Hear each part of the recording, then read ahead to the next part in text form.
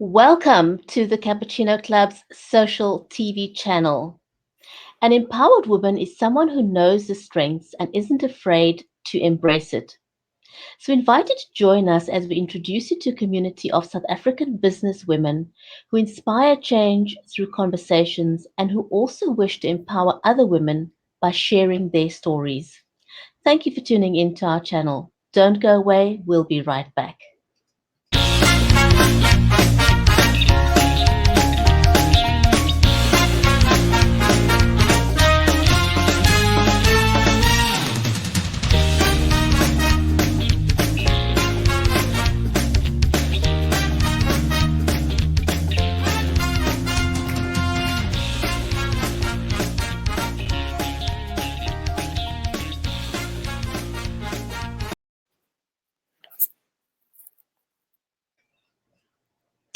If you're just joining us, welcome to the show. I'm your host, Brigitte Limbanda. I am a live video camera coach. I am a talk show host, a producer, and a live streaming advocate who loves to help brands, entrepreneurs, and social good initiatives tell their stories and have a great online experience. My co host is an accomplished senior executive herself, Viola Manuel, and she has been nominated for multiple awards. She was CEO of the Cape Chamber of Commerce and Industry, the Executive Director of the Cape IT Initiative, a member of the Western Cape Premier's Council of Skills, just to mention a few. Viola also serves as a non executive at the National Sea Rescue Institute and is the Deputy Chair of the Cape Town Stadium. She has got two entrepreneurial ventures, G&V Retail as well as Afri Wellness, but she says her most proud achievement is being a mom to her 10-year-old son, Shay. Viola set up the Cappuccino Club as a social platform to meet inspirational ladies at various stages of their lives. Viola, welcome to the show. Thank you so much. Thank you very much. Viola, just before we introduce our guests for today, just give us a brief background as to why you started the Cappuccino Club. Okay. So Cappuccino Club started about 9 years ago, and it was really just a social opportunity for me to meet my friends and for all my friends to meet each other, because I found that I just knew these amazing women and I wanted them to get to know each other. So that was really why I started Cappuccino Club. And then the bright minds that I surrounded myself with said to me, Viola, this is a great opportunity. Why don't we move it onto a more formal platform, which we then did. So we had these little get-togethers and events, and they were amazing. We had some great speakers getting together, and we then decided to start putting a WhatsApp group together. And there's no smiling kitties or dogs with mugs of steaming coffee, but what it's about is just posting opportunities that will benefit women in business, or even if you are a home engineer, but just opportunities and just really to put down the information that we felt women would need to go through their day. And that was really how it started. And then you and I had a conversation about moving it to the next level, which was starting the social media channel. And we have had some great speakers, and I'm excited about today. One of our speakers today is one of the ladies that helped keep me motivated with Cappuccino Club and was really inspirational in putting the brand together. And the brand image that you see was her work. So I'm really excited about the ladies we're going to meet today. Fantastic. So let's not waste any time and let's invite the ladies onto the show. An empowered woman is someone who knows her strengths and isn't afraid to embrace it. We invite you to join us as we introduce you to a community of South African businesswomen who inspire change through conversations and also wish to empower other women by sharing their stories.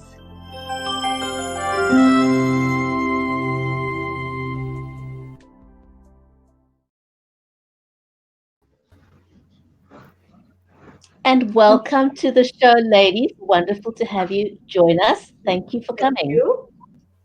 Thank you. Thank you very much. Thank you for inviting us. It's a big pleasure. I'm going to just do a quick round table. So if you ladies can quickly introduce yourselves, tell us where you're from, what company you represent, and what your role is, just very, very briefly. Shall we start with Portia?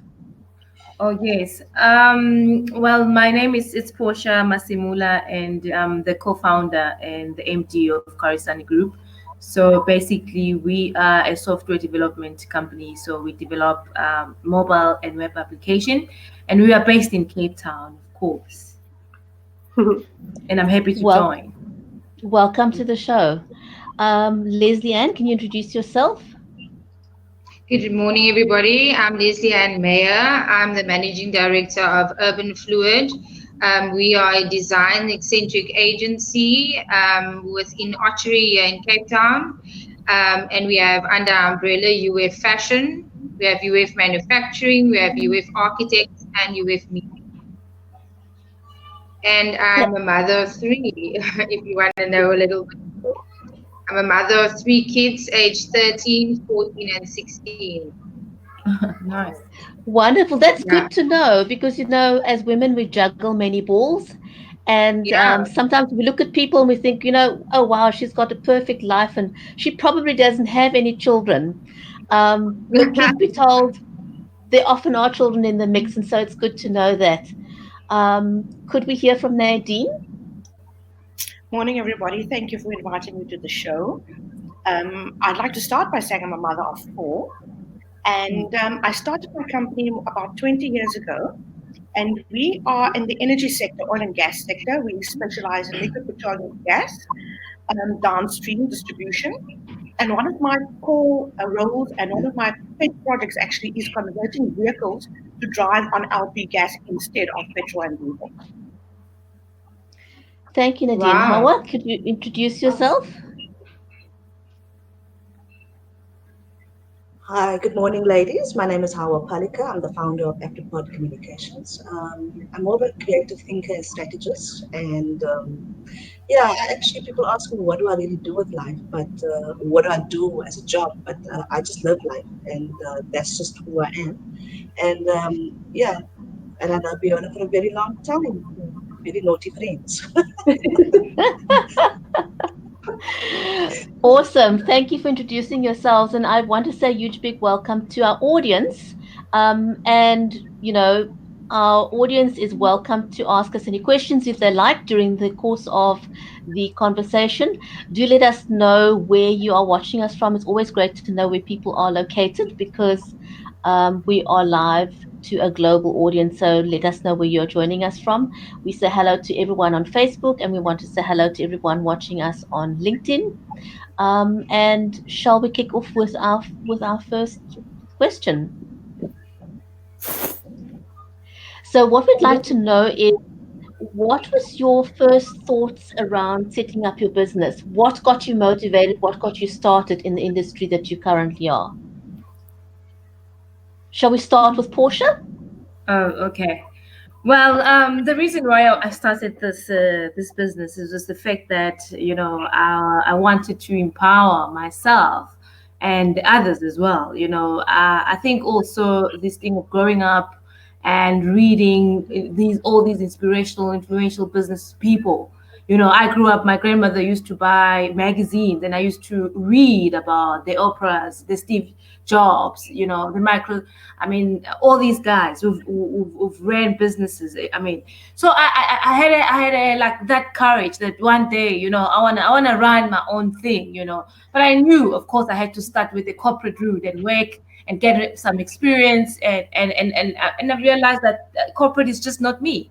There was something beyond that just for me to sit in corporate, and I wanted to create something that will impact people's lives and that could actually change the world that we are in, especially in the space that I'm in. If you saw even on my thing, and now we're currently busy developing one of the application that was going to be in the health industries that's going to solve problems in the health industry. So I'm always about wanting to. The reason why, in short, I wanted to create something that will change and impact people's lives, and that I can look back and say, "Wow, that's a legacy that I created for the next generation." Because I'm all about creating something for the next generation, of course. Cool. Wonderful. We touch on to that Leslie with Ann, the Leslie Ann, am I on? yes. Yes, you are. Okay. Yeah. What inspired me to start this business? I've always been in fashion. I've always worked for major South African retailers. At which point, a large amount in the 90s to early 2000s, we were compelled to import everything. What got me started in this business was to create a platform and a space for local brands, local designers to research manufacturing in Cape Town, especially, but for local brands and local designers. And that's what inspired me in 2017 actually to push more for 2015 actually, but more so in 2017 to push my business towards local production, local manufacturing, and sourcing.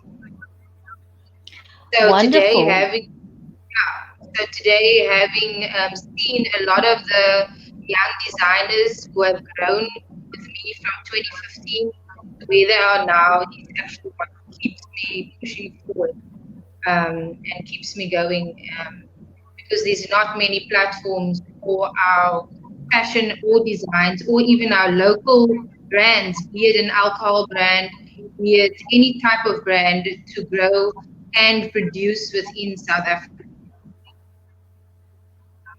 That is amazing. Thanks, Leslie and Nadine. They say that a necessity is the mother of all invention. And I basically fell into my industry by default. I went on holiday with my husband and I saw vehicles driving on gas in Europe. And when we came back home, I thought, wow, why not here? And it took me quite a bit of investigation into the industry. And then I thought, this could work. This could be a business. And it was very difficult 20 years ago to try and convince the banks or the funding institutions that you want to start something in gas because to them it was like rocket science. And my first few years was very, very daunting. Suffice it to say, it's gone much better, and I've got personally no formal education in the energy sector. I had a bit of business background, and that's where I built my business from there. Wow. Wow, that is inspirational. That Thank you. How did you get started? Well, I tried. Well, I think, Portia touched on to something. Portia's touched onto something. It's about leaving a legacy. And I think for me, it was leaving a legacy for my son. I did not want my son to be a latched door kid. So I took the jump from being in corporate into being an entrepreneur. It has been very hard doing that. And it was also a way of finding myself. And I went full circle because going from corporate, from being in health to into communications to everything else, I came back to the art, which I love. And that's how I decided that, you know what, I'm going to be an entrepreneur because it gives me the flexibility and the creativity to be at home to raise my son. My son is 21 years old now. It's not easy for them because in this life, they don't equip them, with emotional intelligence to actually survive this world. Hmm. So and he's in his second year of sound engineering now. So I would, this legacy is actually for him and to show him that, anything is possible through all the failures and through what the tests and trials that we've been put through, that you can be successful at the end of the day if we just put our minds through it. So that was my reason for starting up a business. Yeah, that's. I just want to ask. A lot of you are talking about having started in corporate, and it's something that I feel quite strongly about. Is this whole idea that even if you start in corporate, it almost gives you a little bit of discipline. Having to be at work at a certain time, reporting to a boss, being able to write business reports, being able to do all those things. And a lot of entrepreneurs say to me, but I'm in corporate. I think it's brilliant. I think it's a great place to start. I don't know, how do you guys feel about that? Just sort of starting in corporate to get that level of discipline and even a level of even a network. Because a lot of us start our businesses coming out of our corporate connections. How do you feel about that? Nadine, maybe are I you? oh, okay. Thank you. I personally don't have a corporate background, but when I sat with members of, I sat on the board of directors for the Liquid Petroleum Gas Safety Association, and that in itself is a very, very, very corporate environment, if I can say so, because most of the heads of the oil companies are foreign multinationals. And I personally found that background very stifling because it is very stifling and very bureaucratic. And by virtue that I was a small business owner, I could basically break down that bureaucratic barrier and make quicker decisions and have a faster turnaround time. Okay. Howard, what about you? My experience. I think it was it's actually good when you go through these things because you actually learn a lot about yourself, and you're right, there's discipline involved, and you learn things like labor law, you learn a whole lot of things, but you also learn the other part of things where you're not allowed to be yourself. And then but I think you need to walk, those kind of steps. And remember when I started many years ago, there was no computers and there was no cell phones. I know I sound like a dinosaur, right? But at that particular time, we had to actually, if you wanted to create a filing system, we had to manually do that. So our systems thinking came into place, So designing, me being an artist, and remember, artists then back in the days, because I come from an Indian background, art is not considered a career. So I completed, my art, but then I had to go into corporate, and I ended up at Metropolitan Health. That's where I started in the executive suite, and then in the marketing side of things. And it was just a life changing thing, and you kind of realize that this is not just where I want to be, and I don't want to be put in a fishbowl, you know. And if you're creative spirit, you really just want to break out of it. But I embraced everything that I went through. I embraced the fact that I got cracked out about that the customer comes first, about that there's time for this. You can't you can't just do what you want to do, and you had to toe the line. But that it actually built my character to the point that I could actually say, one day that, what, I'm actually don't need to work for a boss. I actually want to be a boss, and what makes me happy. And so I'm thankful for my corporate career. I'm thankful that I've gone through many companies, to get to the point where I am now. Because without that, back in the days, we didn't have that kind of access to business studies and that. So you had to learn the business acumen from that kind of, watching in that environment. So yeah, I think it's whoever's in sitting in corporate, don't think this is the end of the road. Learn, take what you can, and then use that, and adapt that to where you want to go to in the future. Leslie Ann, what do you think? Can you repeat the question because I lost you there for a second, and so I caught up while somebody was already talking. No, it's so what we've basically been talking about, a few of the ladies, when they spoke about their journey, spoke about having started in corporate, or at least getting Yes, some type of corporate structure. And my yes. question really is, is that something that helps you as a small business owner at some stage? Is the discipline of being part of a corporate, learning to write reports, reporting to someone, understanding corporate culture, how I mentioned labor law, understanding labor law, and those things.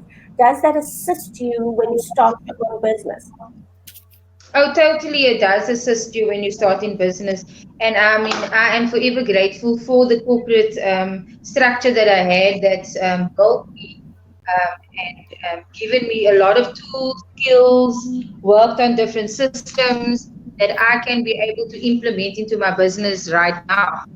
Um, having been not only the skills that you learn within a corporate, but now even in my business, having the other day, having still relationships, building relationships within corporate, still having that. For an example, one of the young designers who started with me is now being taken on by a huge South African retailer by TFG and brought me into a space doing a project with them on stocking South African retailers on Friday, which brought me face to face with somebody who was my manager when I was in corporate. And now I'm sitting across the table, and it was quite interesting and exciting at the same time. Awesome. Somebody Thanks. 20 years ago that started, and now they sitting across the table. Yeah, that's great. Yeah, in many ways. Well, on my side, I feel like the corporate really it did play like a significant role in my journey specifically. What I've learned there was discipline, because and to be accountable for everything that you do. So, like as you run your business, you know that you are the architect of this business of this business. So, like in the morning you have to be there firstly before everyone else comes, and that I've learned in being incorporated. Timing, you have to be there in time as a leader. I've learned also leadership skills. Like as a leader, you have to lead as an example, and then the whole team follows you on that. So I've learned like to be disciplined, of course, but when it comes to the business aspect, I didn't really get that. I've learned that as I started my own business. I didn't get that business aspect on how to run, how to lead on the board level, because of course I wasn't sitting on a board. I didn't get to that board level. But now, as I start my own business, a lot of things that I'm unpacking, I'm learning a lot of things about leadership, about how to engage on a executive level and also on a board level. So I guess that the only thing that I've learned was accountability and discipline, only that. But the whole of how to run a business and how to manage a business, I learned it as I started my own business. Now, like as I always say, that starting a business is not just it's a lifetime university. Let me put it like that. In university, I feel like at university I didn't even learn much. I got my degree, but I feel like it wasn't that solid enough to teach me, to prepare me for the world. And I feel like starting my own business has prepared me for the world. Awesome. Thank you. May I just have a comment on that question to the lady? I just like to reverse the question, because it started off coming from corporate and into your own business. But what is the chance of going from your own business back into corporate? Because as Portia says, it's a university of life. What's the chance of going from being your own boss and running your own show back into corporate? I comment in that. Sorry, I did a stint where I had that and then got approached to go back into corporate and did it for 2 years and literally lasted 2 years after having the taste of running my own business. And then going back in 2017 and saying, I want to be back running my own business. Yeah. So I've got one or two ladies that I've actually invited to participate. Who had been small business owners and decided to go back into corporate. I mean, let me share some of my personal experience. I am, I sit on 2 boards, which I actually enjoy. Oh my God. Businesses, which are fantastic. I found my laptop work, guys. I'm excited about that. I tried now. So we've got quite a few opportunities, but I know that I went into entrepreneurship. I sort of ran my own consultancy because I knew that at some stage I was going to go back into corporate and go back into that environment at a more strategic and executive level. So I know for a lot of women that it's fantastic that we have those options, that you have those choices. Because a lot of women sort of feel that they are either stuck in corporate or they're stuck as entrepreneurs. And I think the whole idea for me is that you need to do what works for you at that time. And as we evolve and change, we might find that what I'm doing right now doesn't fulfill me. It doesn't give me enough. I'm not necessarily happy in terms of where I am now. I would like to go back into being an entrepreneur, and the choices are available. I think that when you are part of that corporate structure, taking those networks, for example, with you is essential for, at least laying the foundation for your small business, So, that's just my thoughts on it. Thank you. Okay, so ladies, what are some of the real challenges of starting a small business? Some of the stuff that keeps you up at night, because I know that it's very glamorous and it's perceived to be fantastic. But I needed to just know, what are some of the real challenges? If somebody's sitting out there and saying, I'm going to start my own business, what are some of the things that they should be prepared for? Portia? I think, first of all, they need to be ready emotionally because you go through a lot of emotion through this journey, right? I mean, they are conscious, their consciousness as well, because you need to be, your conscience need to be ready emotionally and physically. You have to be ready because, like, I'll just speak for myself. When I got into business, I never, nobody hold my hand and say, "Hey, girl, you know where you're putting yourself." It was just a matter of I was young and I was passionate. I wanted to create something. When you are young and you're like, wow. I mean, I look at the space and I'm like, wow, this is broad. This is a broader space. I can create apps. That was the mindset in me. But nobody has like hold my hand and say, hey. But it's not about just about the passion and everything. You need to be emotional because you go through a lot of emotions. There's so many things that don't work out along the journey, and you have to be okay with it and remember why you've started and why you got into this business. So in natural, I would say that when you get to business, be ready for it and be ready to take every challenge and be comfortable of being challenged, because there's different challenges every day. It's never the same. Like I said, it's the best university that you can ever think of, because you Right. don't learn by reading books here.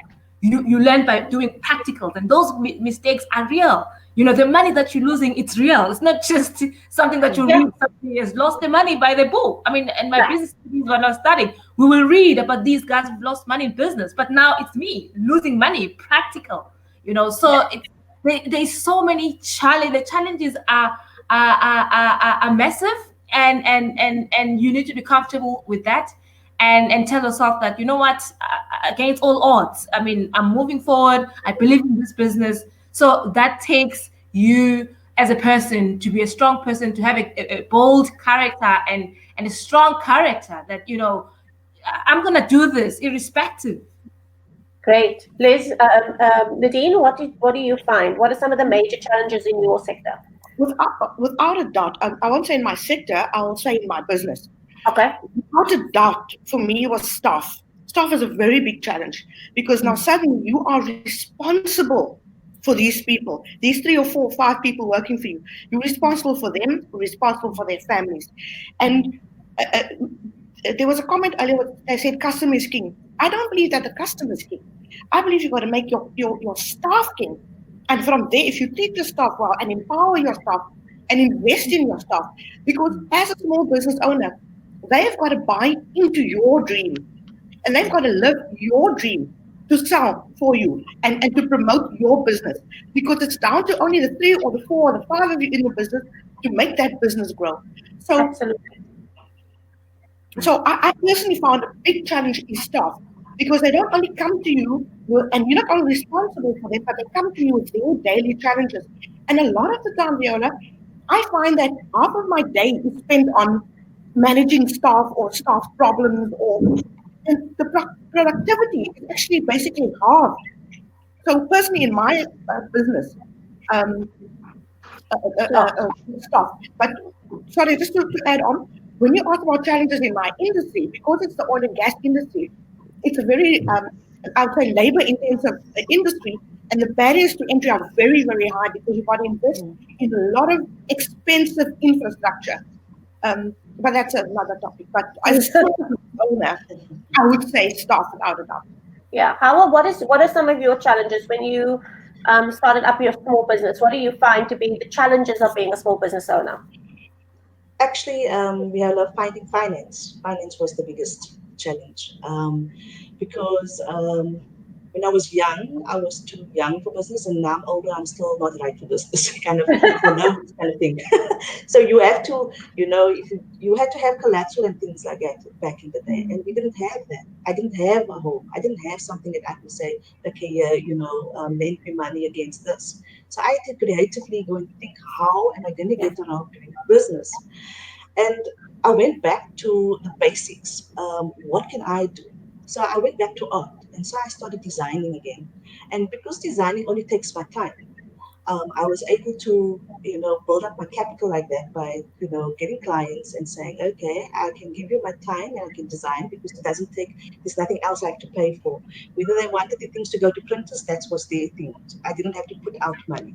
And that's how I had to, build up capital because banks wouldn't, give me, even now, I bought a house last year for the first time. And Okay. the Hold barriers on. thanks, ladies, the barriers I had to jump because I'm an older person, and what they wanted to know and all. It's ridiculous. It's like totally. They don't open it up, and I'm not in. I haven't reached the million, million or 2 million rand, profit yet. So I don't qualify for certain kinds of funds. So finance, I think, was the biggest thing because everything else would start with that. I don't.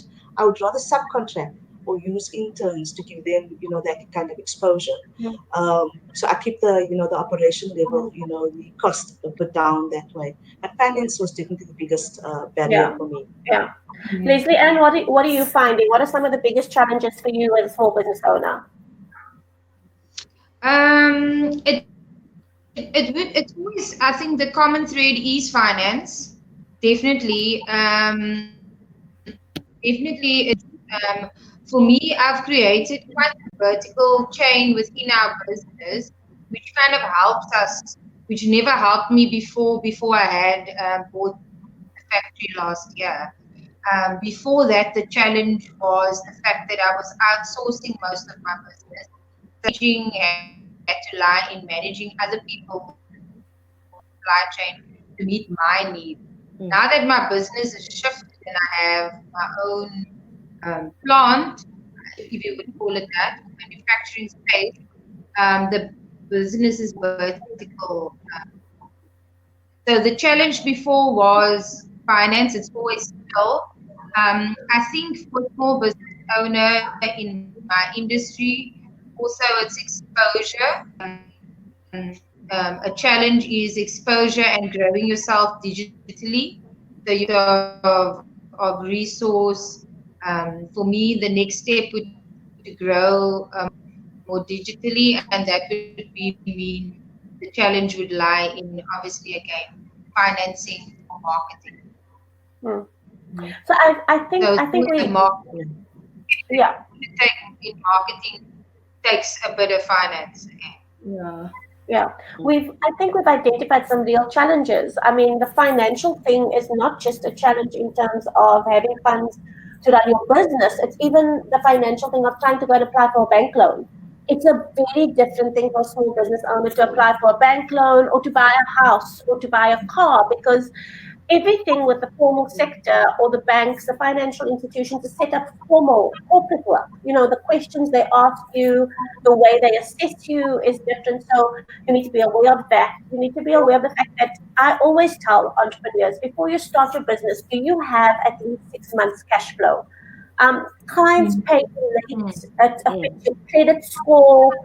All of these challenges, nobody, exactly what Portia said, nobody tells you about that. You Mm. know, staff is a big thing. Your sister's brother's Mm, cousin, auntie comes to you and says, employ my child.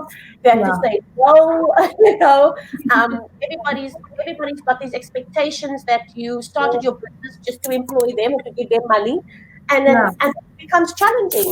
You know. and and also, mm, like just to attest to what you're saying now, Viola, I mean, there's an analogy, when you and busy people think that, okay, oh, she's rich, she's got money, but they don't know that, when you're starting a business, like for the past 5 years, it's all about investing in the mm, business. You're not actually making Yeah. money because the money that you make, it has to go back to the business. So that analogy, it needs to be changed amongst the black community specifically, because they always think that, oh yeah, she's rich, she's got money.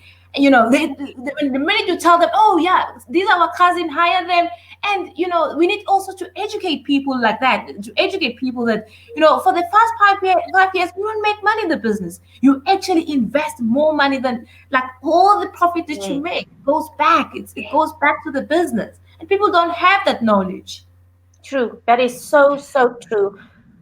Can I ask you, ladies, do you think that at this point in time, just talking about access to funding, that women are still at a disadvantage when it comes to the male counterparts in getting access to funding from the banking sector?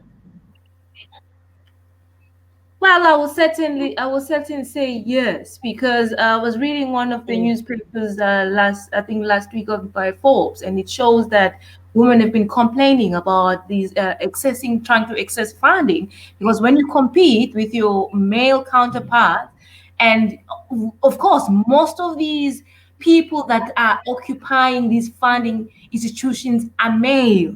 That's the reality. Males. When you get there to that room, you compete with the other male. Of course, you are not considered. They will consider a male more than you. It doesn't matter if you've got the same skill set, the competence, everything, but still they will actually choose to offer the cash to the to a male.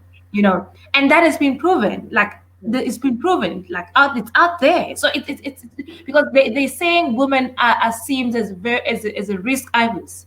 I don't know why people still think like that. That's I it. know traditionally, I mean, heroes, I mean, if you look at our history, women were not allowed to run businesses, of course. It's going to take some time to change that mentality. In not only South Africa, it's a problem across the whole continent. So it's still an issue for women to access funding. And I don't think even these institutions, as they speak, as they put it out there, I've tried a lot of organizations to access the funding, but it's just a lengthy process. You don't know what's going on, and you had that another mail just came and got the money, and you get even more frustrated. You know what I mean? So I feel like it's very tough for women, and it's very tough for women. I think it's a matter of coming up together, and we create our own financial institutions, funding, or crowdfunding, and then that's the only way we're going to break this thing. Otherwise, it's gonna take some time. That's great. That's interesting. Thanks, Portia. Thanks, Portia. Nadine, have you had any challenges in terms of accessing funding because you're a woman? I personally, I don't necessarily think so. I think if you go to any lending institution and you've got a sound business plan and the financials make sense, I don't see why you wouldn't get the same amount of funding or preferential, may not be preferred, get preferential treatment. I think it's down just to the bottom line. If your business plan is sound and your financials make sense. Brigitte, can I haven't. Go ahead, Leslie. Sure. Go ahead. You know what Nadine was saying. I must be honest. I haven't come up with a challenge of struggling with finance as a woman to obtain versus a man. I might have found that in other forms within a corporate workspace. I've experienced that, but now in my own business, I haven't had anything that's come across that would adversely affect me as a woman right now. I probably Okay, Hawa? I think it comes from, it depends. I think it probably depends on the sectors, what sector you're in. Yeah, it does depend on the sector. My sector it does of depend on the sector. manufacturing is different to another sector which is male dominated, maybe in energy or maybe in IT, for example. Yeah. Yeah. So Yeah. let me ask you, government is making this big deal. I'm going to just build on Brigitte's comment. Government is making this big deal out of empowerment, and women should be given the opportunity to access this economy. And they say nice things about how women are reliable in terms of paying back microloans, how women are part of this economy and are the foundation, and we teach our children. And there's like a lot of commentary about it. Have any of you found that in terms of your business, you've been able to benefit directly from this whole triple BEE? Have any of you in your business found that when it comes to this empowerment drive, that your business you can put it on your hand on heart, I benefited out of this? Personally, I feel like, especially, I mean, when it comes to government, it's more about just covering the score.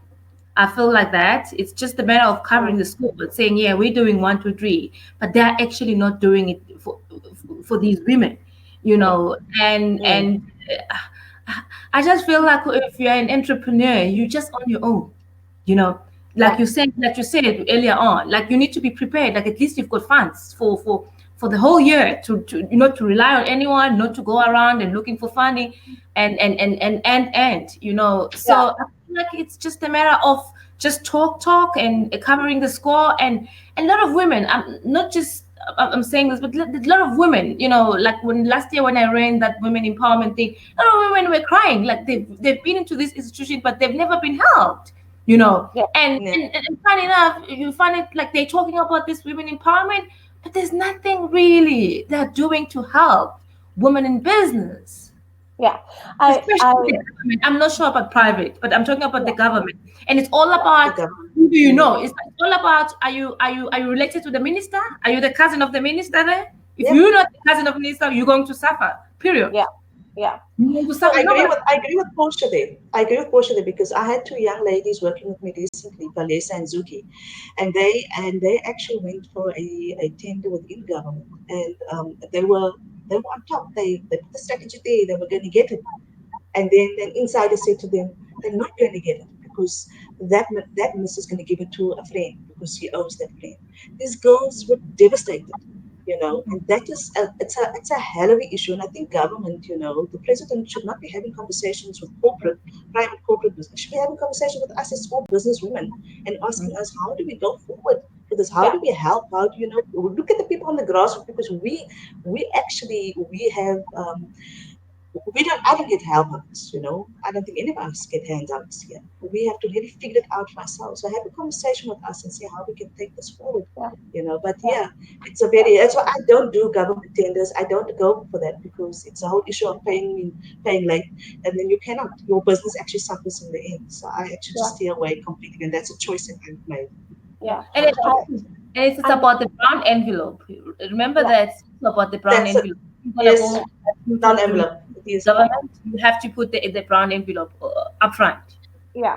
I think there's quite a lot to be learned in that space. I agree with you, Howard. When I speak to young entrepreneurs, I say to them, if you can help it at all, do not start your business on tenders because I've just met too many people with timing around government payments, everything completely cripples their businesses. The cash flow, if you're not aware of cash flow, it will completely cripple your business because you will wait and wait and wait for payments, and it messes up your cash flow.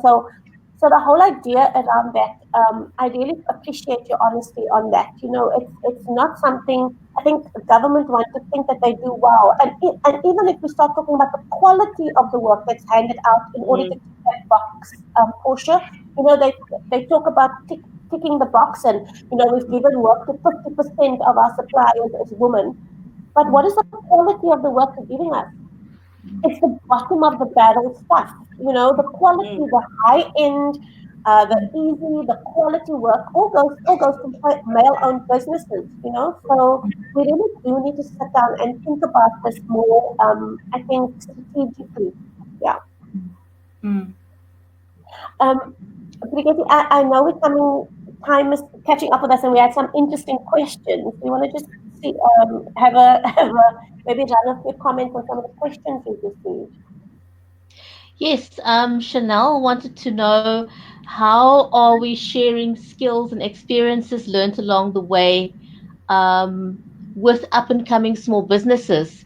And I'm just going to kick that off by saying doing the show is how we are starting to give back by sharing our experiences in a candid manner. I don't know if any one of you want to add to that. I think now the information it's out there.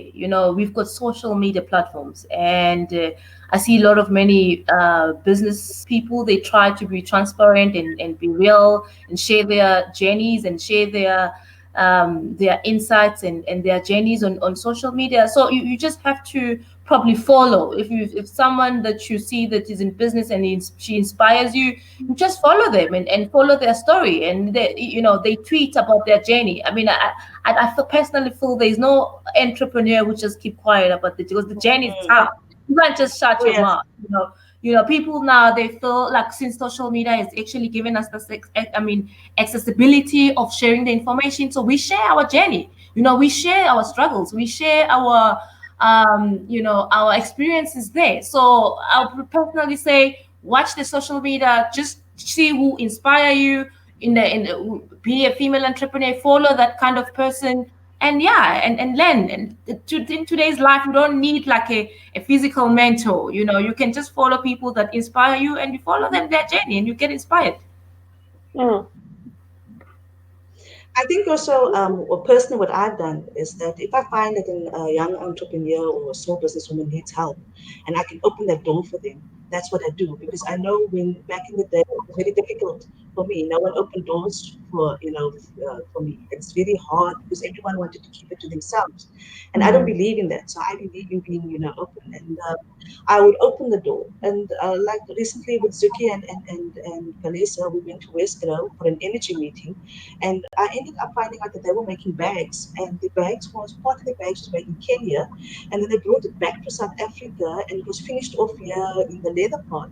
And then I said, okay, guys, I don't see this. And then I actually spoke to Michael Gamble, and I said to him, look, these ladies are doing this. And right there, he called Kenya right there to get them, someone there to help them Mm. sourcing stuff. And that's the thing.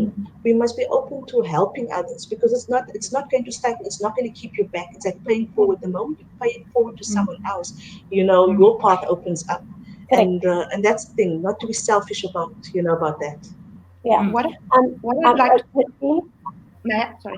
What I'd like to say, another challenge we have as business owners, we are all women, mothers, wives, and a challenge we have is time.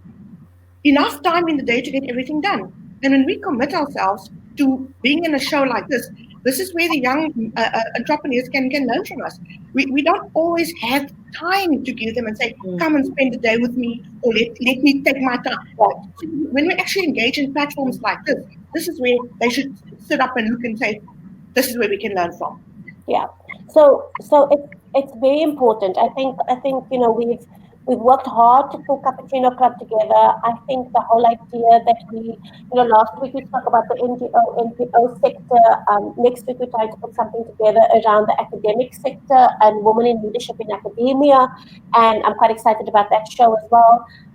But I do feel that just having you ladies on board, and I mean, there are people in my network. I reach out to them all the time via email and say, look, would you participate? And I hear nothing from them. And that's their choice. I mean, it's choice if you don't want to. And sometimes also, I just find that even as entrepreneurs, you go through those times where you are just struggling with your own stuff and you really Mm. just don't you don't feel like you're going to inspire anybody like today. There's days when I'm going like, Correct. I'm not going to inspire anybody today.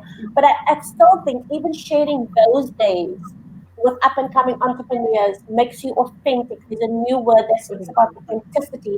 It makes you Yeah, I mean, authentic. It makes people want to engage with you because you're being real, like Portia said. Leslie Ann? yes, I mean, I'm very grateful for the space that you've provided and this platforms that being created consistently. I mean, in my industry, I mean, before now it's the masterclass that is the sharing platform, and we even have fashion business masterclass where together we get together as entrepreneurs, young women, wherever you are, starting a fashion business, on teaching you how to start up, what to look for, how to build your range, how to invest your money. So it's really great now that we have podcasts, webcasts, webinars. We have so much ways of reaching people and communicating. Mm.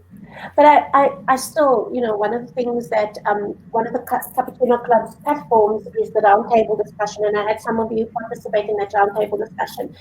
And one of the things we were saying is that even though there's all these social media opportunities, and there's, just go to the internet, you can Google 5 ways to start a business, and you'll find pages and pages of it.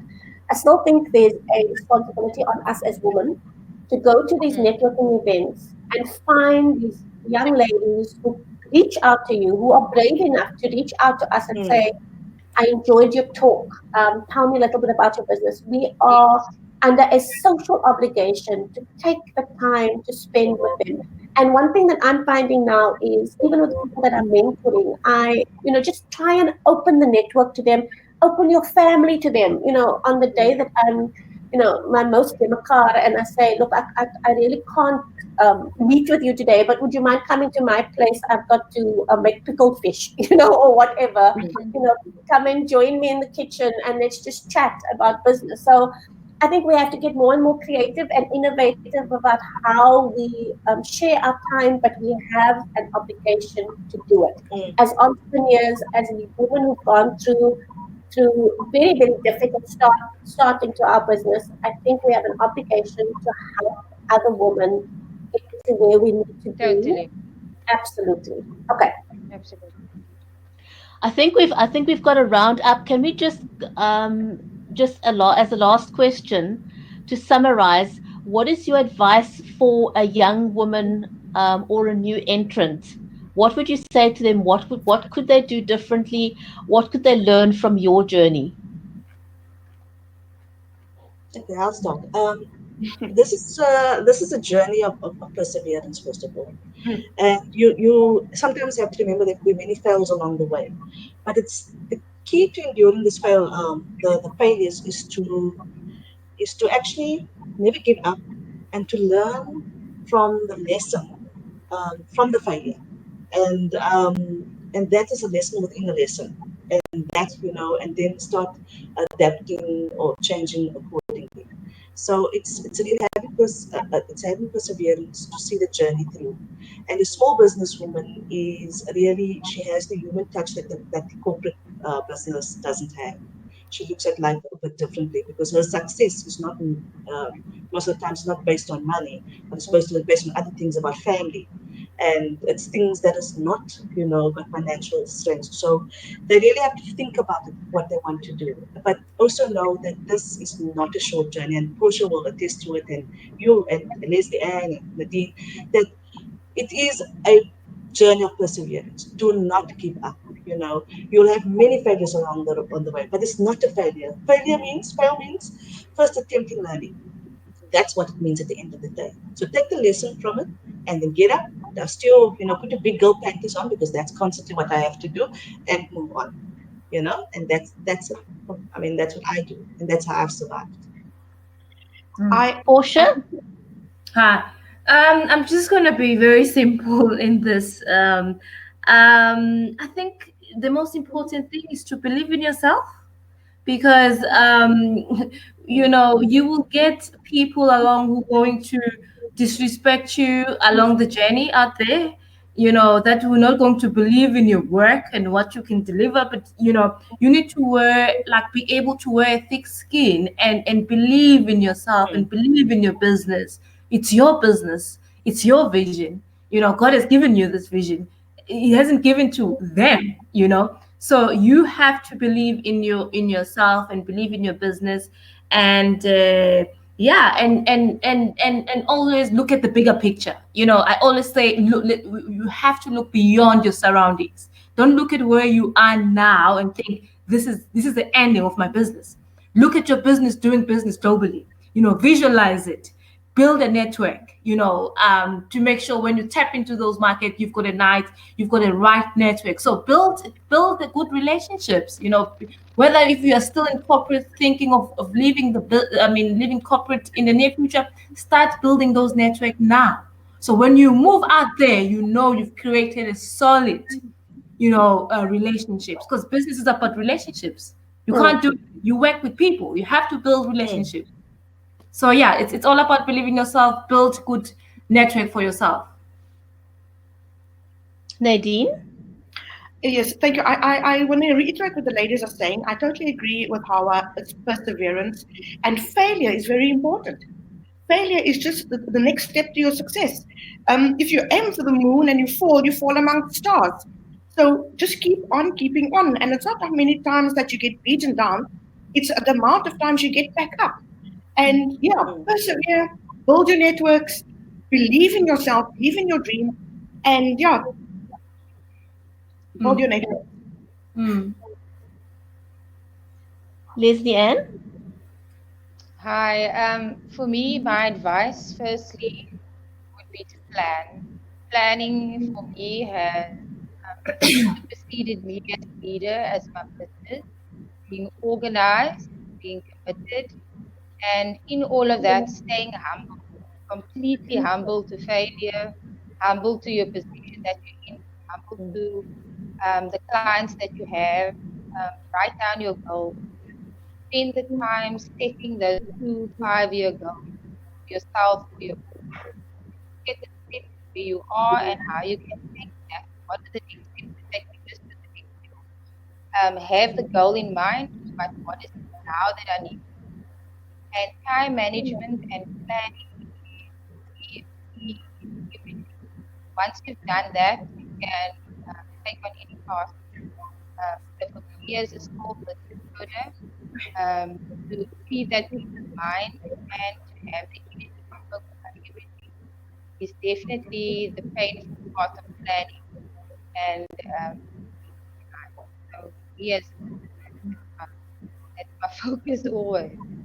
And obviously being in a production um, type of industry where one is an output, many is the output, it's very important to manage that. So, and then also managing oneself in this business is extremely important. Self-care, I can say, is 10 times more important than actually having I can sit until whatever hours of the morning, running my business, fixing my admin, doing all the little things that I can't get to during the day, but I'm super tired. So self-care is very important in this business for survival because that can lead to burnout and that can lead to you giving up on your dream. So during the toughness, take care of yourself. That's my Yeah, main yeah, in this entrepreneurial business is taking care of yourself. yeah. I um I want to thank all of you. I think it's very important. I'm finding more and more conversations with women are starting to talk about self care and that you have to look after yourself. But I also want to just say to anybody looking to do this whole entrepreneurial venture, it's very rewarding, but it's tough and it's very often difficult. And I want to say, as much as you can, be disciplined. Be disciplined to go and do a business plan, do a strategic plan for your business. Figure out what your implementation plan is going to look like. Put those documents together for yourself so that you can know what the vision and mission is, and it goes beyond just feeling your passion and your anecdotal desire to make a change, and it actually moves on to an exact way of how you will go about doing it. Look at cash flow, look at budgets, understand those things before you even get anywhere out of the starting blocks. Get your business registered. Understand what business register. We know what it means to get your business registered. Join business network groups. Formal business organizations within your sector. Join those. Understand the importance of networking. All those things are so important. And I know you'll hear a lot of people talking about it, but it is essential that you actually take these things up quite seriously. Thank you very much, ladies. Thank you for having us. Pleasure. And I want to say a huge big thank you to our audience on Facebook and our audience on LinkedIn. Thank you for joining us. Remember to do good stuff and let's continue to inspire each other one conversation at a time. And if you would like to connect with the ladies on the CuppaChino Club, please join us on Facebook.